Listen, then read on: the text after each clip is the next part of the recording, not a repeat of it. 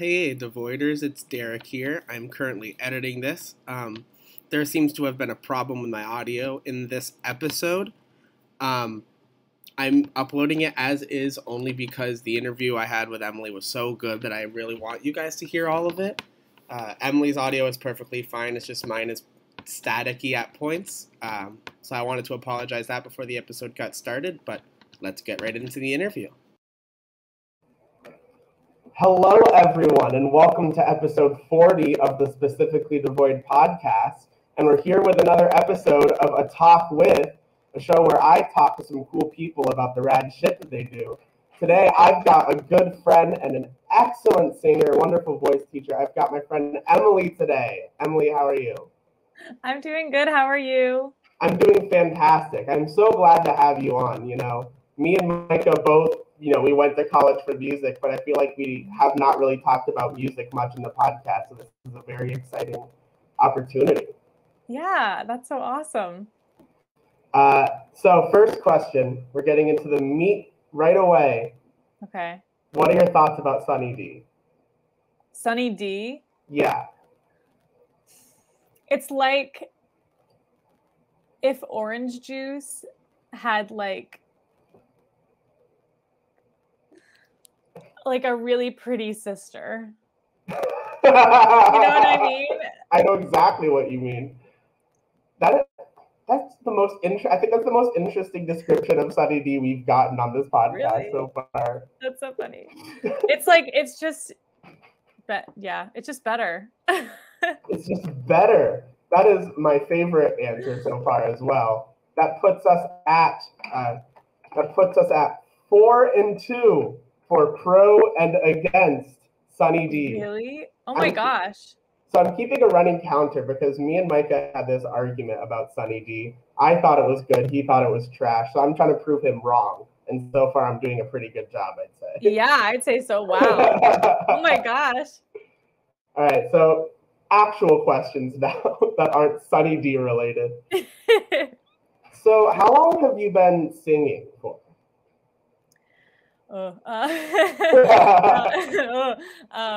Correctly or incorrectly? However you view it.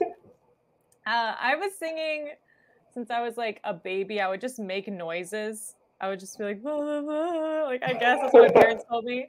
And then ever since I was a kid, even in school, like elementary school, I loved to be in the choirs and just loved to sing.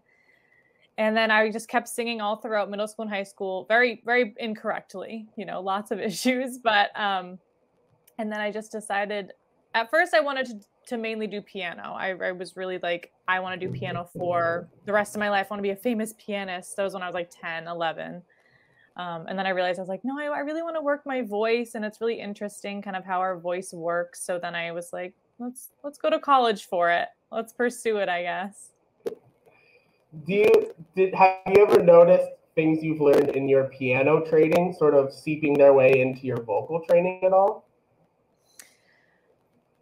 In a way, it kind of depends. The thing that I found is similar are like the different styles of piano versus voice. It's kind of like if you go into the classical territory of piano and the classical territory of voice, you're going to get into some really strict technical things that you have to do in both accounts. But I think there's specific things with, I guess maybe tension's the word or not the word. I don't know. I'm not a pianist at all. But there's definitely technical things on both sides that you need to work through in order to maintain a really good area with both piano and voice, I guess. Yeah. So you just said you went to college for singing. At what part in that experience made you decide to be a teacher of voice?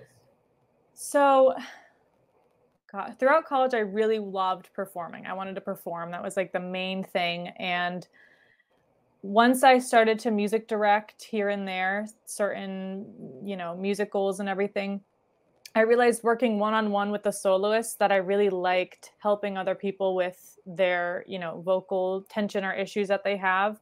And then my senior year, I was able to work with some people just one-on-one getting like paid on the side for lessons. And it was so fun. It was just a really good experience because they were there to learn.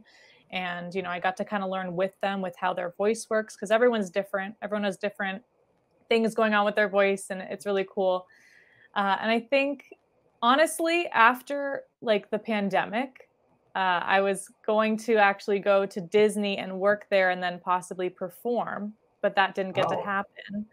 So I kind of had to realize in myself, like, I do have more so a passion for teaching and helping others with their voices rather than being on the stage, which I love still. I still want to do that. But I think it was just last year where I was like, I think I want to pursue more so teaching than I do performing at this moment in time. That's very fair.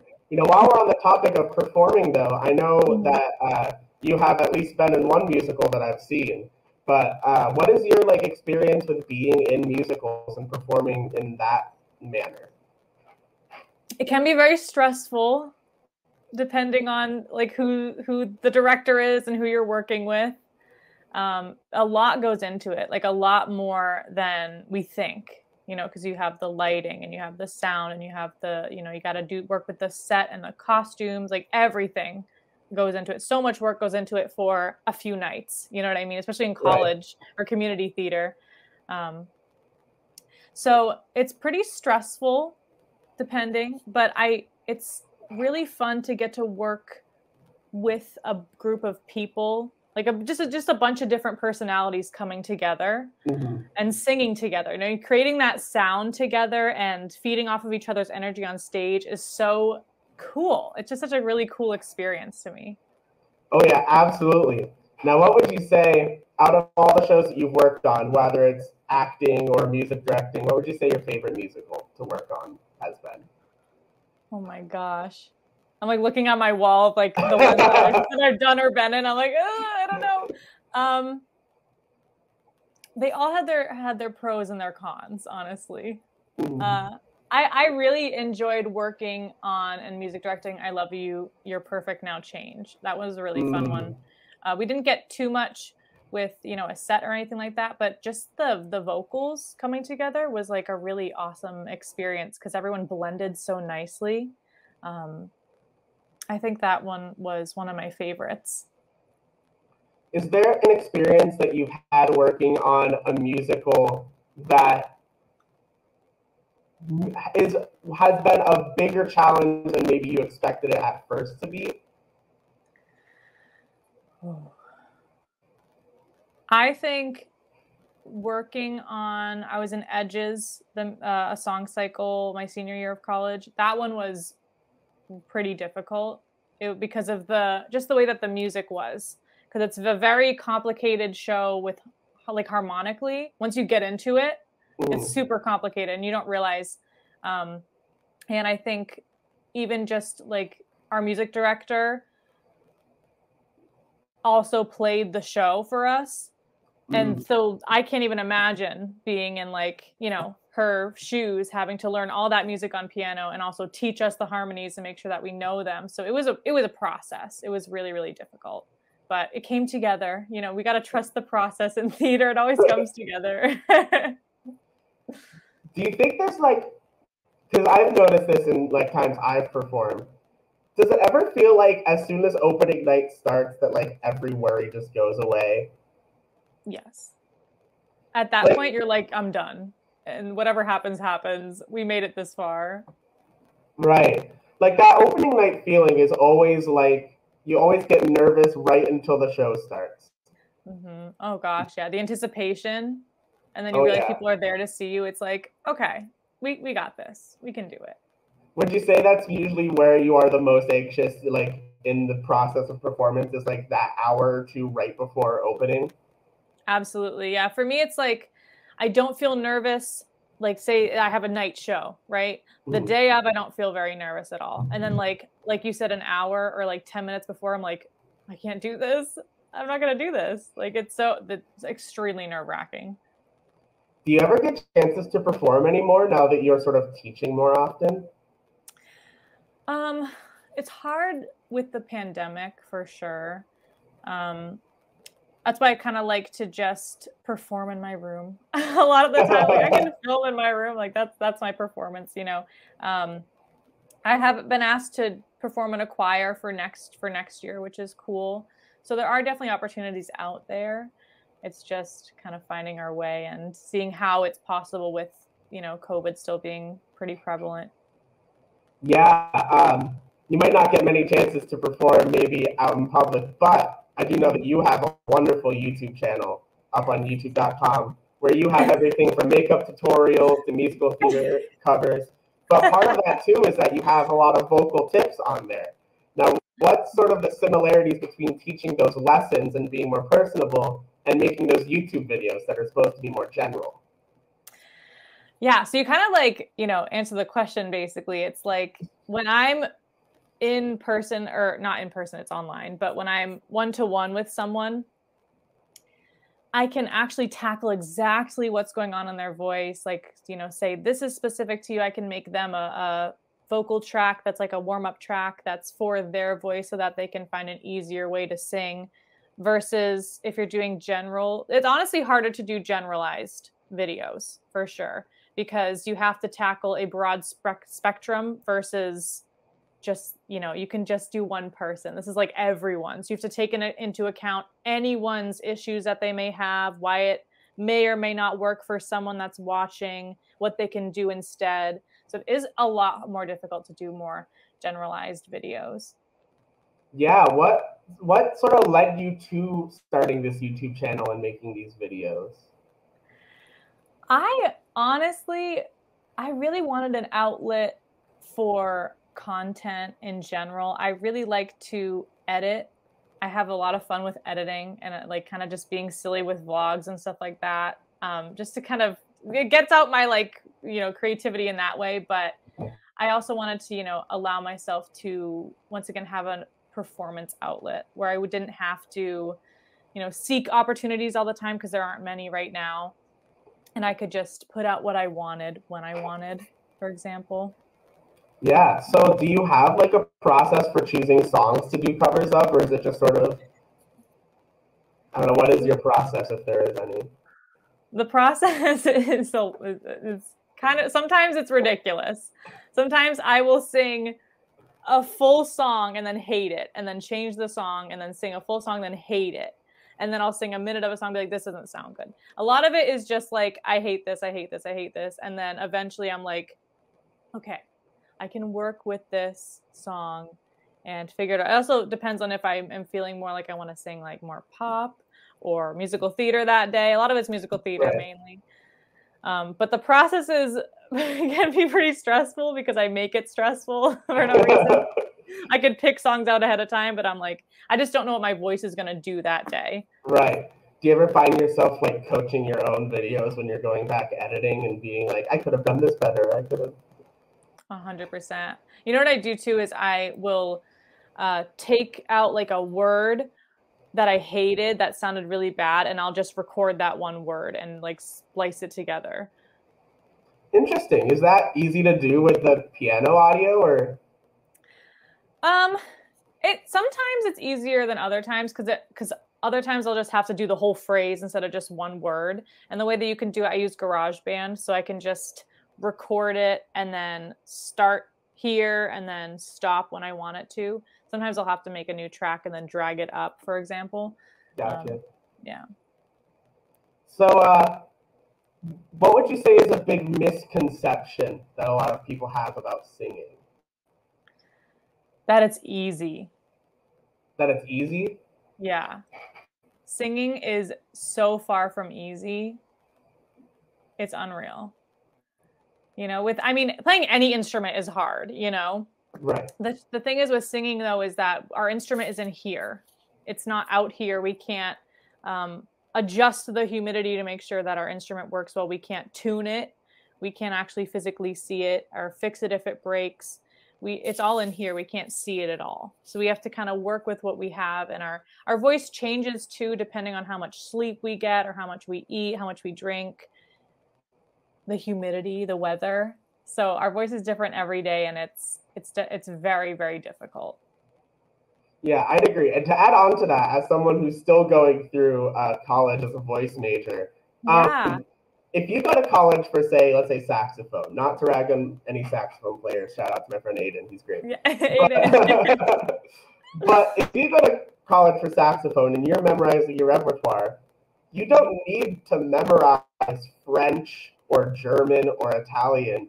But like you've got to be able as a vocalist to memorize these languages, sing them, and sing them like well to how the language is supposed to sound, because you'll get docked points on that even. Right. Exactly. Yeah. Yeah. So would you say there's a genre of music that you consider like your bread and butter genre? I really have like taken a liking in musical theater. Musical theater is like the main thing. I'm like, this is what if my students ever want to do musical theater, which I let them choose whatever genre they want. We can work with whatever, they want to do. But musical theater, when they want to do theater, I'm like, yes. like we can work through these lines and these phrases, because it's so different compared to, any contemporary like pop or, country, for example, that sort of style. Yeah. What do you think? Do you think there's things you can take from musical theater and apply them to other styles of singing and other genres of singing? I think so. It's hard because sometimes when it comes to singing musical theater, right, we don't want to sing pop like we're singing theater, because then it would just sound a little ridiculous. But I think when it comes to adding a lot of speech into our singing, like we do in theater, can really be applied to pop, especially pop music, because a lot of the pop music now is all belting, all the belting style. Mm-hmm. So I think applying that speech and that really healthy belt to our pop singing can improve the sound for sure. I've been wondering, I want to get your thoughts on, since we've been talking about musical theater so much, what are your thoughts on the new Dear Evan Hansen movie that is coming out soon? I don't know. I don't know until I see it, and I'm, Right. It's just, I feel like controversial, but I feel like there could have been other options for the lead role that were, more suitable for the age, and also still had the talent, because there's so many people that have that same talent that Ben Platt has, Right. but actually kind of look a little bit more like the part, you know what I mean? Yeah, I watching the trailer, like the clips from it, like I'm worried that it's just gonna feel like a 30-year-old at a high school. Yes, exactly. And It's even like have you seen the pictures of, apparently they're making a version where they like CGI him to look younger? what? No. It's like, it is unsettling, the image from that. Like he looks like a child. Like it looks like that's it went really maybe weird. a little too young. He looks like freshman in high school. Oh, that's weird. That's very weird. But no, I agree. There's already been like other Evan Hansens on Broadway who could do this equally as good, if not better, than Ben Platt could. Right? Yeah, that's what I'm saying. Like, I'm glad we agree. What about Andrew Barth Feldman? Yeah, right? So Literally. many options. I even think for a movie, he's almost the perfect Evan Hansen, right? I agree. Because even now, he still looks that part. Yeah, exactly. Yeah. What do you thought about Dear Evan Hansen in general? Because that storyline is a bit controversial. The story of Dear Evan Hansen. Yeah. I think the music became so popular. That was like the one thing, and I think the main thing too is a lot of the time, even just with contemporary theater in general, you get this really high tenor range. Like they're all tenors. You won't really find a baritone anywhere, unfortunately, or a bass. But with the story in general, I don't really know. I don't really know kind of how it it's pretty messed up. Yeah, But I'd it's say like, so. yeah, it's just a very strange thing. I think it's good. Like, it's very emotional, obviously, and like, I think, you know, the music is good, and I like, you know, You Will Be Found with the chorus and everything is beautiful. It's like it's trying to have a really good message, but Yeah, in a little bit more of a messed up way, you know. the absolute wrong way, right? Yeah. It's so weird how like the music is so good for Dear Evan Hansen. I think that's the Yeah. only reason why it got so popular as it did, because the storyline it's really messed up. I mean, Yeah. like what Evan does, Evan is in no way a good person, like protagonist at all. I see Evan as the villain of this story, far and Yeah, I away. agree 100%. Yeah.